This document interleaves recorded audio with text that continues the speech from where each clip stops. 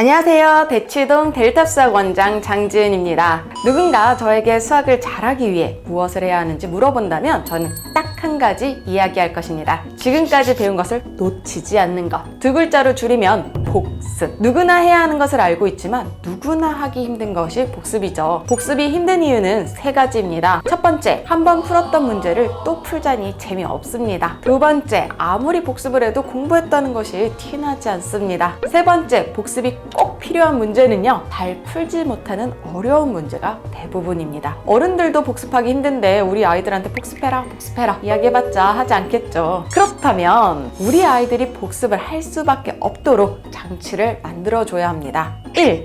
포스트잇에 다시 풀게 하기. 포스트잇에 풀게 하는 것에는 두 가지 이유가 있습니다. 첫 번째, 대부분의 아이들에게 풀었던 곳에 다시 풀게 하면요, 글씨 자국이 남아있고 지저분해서 풀기 싫어합니다. 그러나 포스트잇에 풀면요, 깨끗하게 풀이를 다시 적을 수 있어서 거부 반응이 적습니다. 두 번째, 포스트잇을 붙이며 문제를 풀면요, 공부한 흔적이 직접적으로 눈으로 보여서 아이들이 더 만족감을 느낍니다. 2. 비슷한 유형 또는 쌍둥이 문제로 오답 테스트 보기. 지난 시간에 질문했던 내용으로 개인 맞춤 오답 테스트를 봅니다. 잘 따라오는 아이들은요, 비슷한 유형 문제로, 조금 느린 아이들은 숫자만 바꾼 쌍둥이 문제로 오답 테스트를 보는데요. 숙제는 몰라서 못 풀었어요 라는 말을 할 수 있지만 이 오답 테스트는 다릅니다.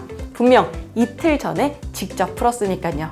어제 한 번이라도 봤다며 풀 수 있었음을 계속 얘기해주면서요, 전날 공부한 것을 계속 복습할 수 있게 만듭니다. 3. 한 달에 한 번씩 오답 총정리. 이틀 전에 한 것도 잊어버리는데 한 달 전에 했던 건 벌써 머릿속에 없습니다. 그러나 이 문제로 고생했다면 이 문제를 봤던 기억은 남습니다.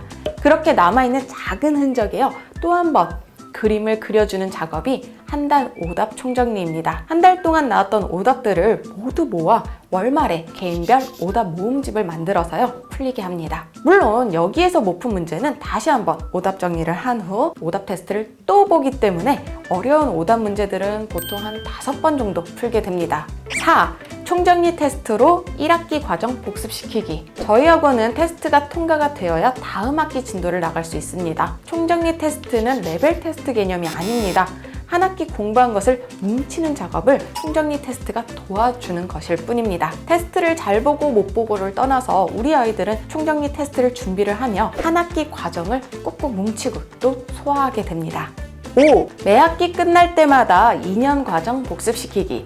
이렇게 총정리 테스트가 끝나면 2주일 정도 2년 과정의 복습을 시작합니다. 중등부 수학 선행의 가장 큰 문제점은 수학 구멍입니다. 주먹밥처럼 계속 뭉쳐주는 작업 없이 앞으로만 가다가는 지금까지 힘들게 배운 것이 뻥 하고 공중분해 될 수도 있습니다. 복습하는 2주일을 빼고 선행을 더 나가길 원하시는 분도 계시는데요. 이렇게 꾸준히 앞과정을 복습한 학생과 복습하지 않은 학생의 차이는요, 고등상 나갈 때부터 확연히 납니다. 그런 이유로 보통 첫째에게 선행을 많이 시켰던 분들은 둘째는 선행을 많이 시키지 않습니다. 당장 눈에 보이는 진도, 테스트 결과 말고요, 우리 아이들의 진짜 실력 변화가 중요합니다. 어떤 것이 우리 아이에게 맞는 진도인지, 어느 정도의 복습을 해야 하는지 궁금하시다면 델탑수학으로 편하게 상담 주세요. 도움이 되셨다면 좋아요, 구독 부탁드립니다.